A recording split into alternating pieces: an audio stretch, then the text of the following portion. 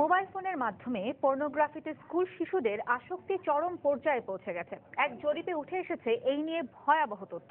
এই অবক্ষয় প্রতিরোধে স্কুল কর্তৃপক্ষের কড়া নজরদারি আর অভিভাবকদের সচেতনতার তাগিদ দিয়েছেন সমাজবিজ্ঞানীরা। ফারাবি হাফিজের অনুসন্ধানী প্রতিবেদন। না, হ্যাঁ বলো।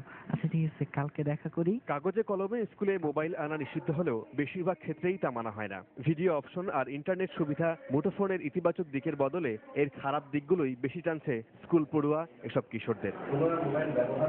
কয়েকটি স্কুলের ক্লাস 8-এ পড়া 100 শিশুর উপর জরিপ চালিয়ে দেখা গেছে এদের মধ্যে 76 জনই নিজের মোবাইল ব্যবহার করে, বাকিরা বাবা মা কিংবা বাসার অন্যদের ফোন ব্যবহার করে। এদের প্রেমের বিষয়টিও চমকে দেবার মতো। শতকরা 44% শিশুর জীবনে আগে ভাগেই চলে এসেছে প্রেম।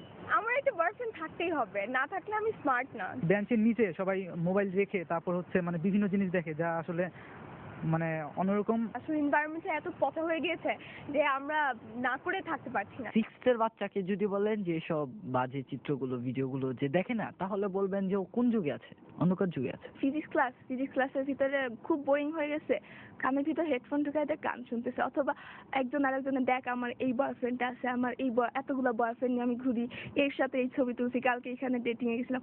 এটা তো আর কোনো ব্যাপার। একজন নিয়ে আসে আর একজন আসে দেখতে থাকে, এই আয় আয় আয়, এটা দেখ ওইটা দেখ, এটা এত জোস, ওয়াও। মোবাইলে ব্যবহৃত ছোট্ট এই মেমোরি কার্ডে সামান্য টাকাতেই গান বা রিংটোন ডাউনলোডের দোকান থেকে পূর্ণ ছবি ভরে নেওয়া এখন মামুলি ব্যাপার। যারা এই ধরনের মেমোরি কার্ডগুলো একবার কিনে নিয়ে যায় তাদের কালেকশনের জন্য এখানে এসে আবার চেঞ্জ করে নিয়ে যাচ্ছে। কয়েকদিন আগে উত্তরে একটা ঘটনা দেখেছি, 3টি স্টুডেন্ট কম বয়সী একটা মেয়েকে জোর করে নগ্ন করে অশ্লীল ভিডিও করেছে। বেসরকারি এক হিসেবে এ ধরনের দোকানগুলোর মাধ্যমে দেশে দৈনিক 2.5 কোটি টাকার পর্নো ছবি বিক্রি হচ্ছে। সমাজবিজ্ঞানীরা বলছেন যে অ্যাডিকশনের নতুন মাত্রা এই মোবাইল।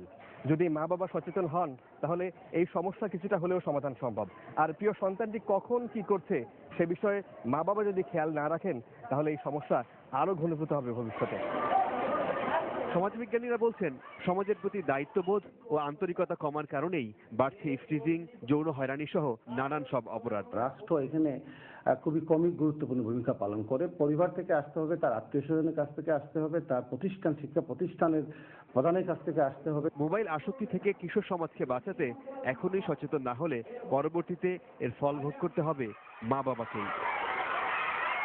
ফারাবি হাফিজ, সময় সংবাদ, ঢাকা।